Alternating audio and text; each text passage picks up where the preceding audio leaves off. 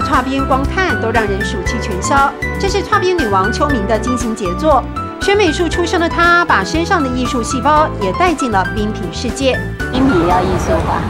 曾经背负数千万的庞大债务，过着每天被黑道追债的日子，却能凭着客家人的坚毅性格，咬牙把债务还清。秋明说：“这小小店面就是他生命的新起点。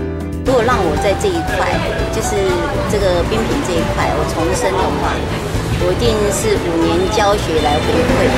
结果我教到现在是第7年，今年最亮的是到沙烏地阿拉伯开什么？达曼开卖冰品。”成就自己，也成就别人。一大碗八宝冰足够3、4人一起吃，经济又实惠。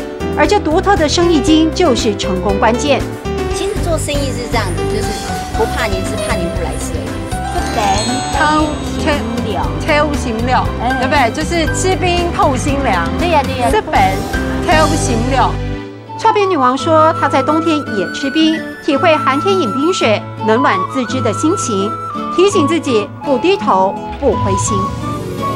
这本挑心料，这本挑心料。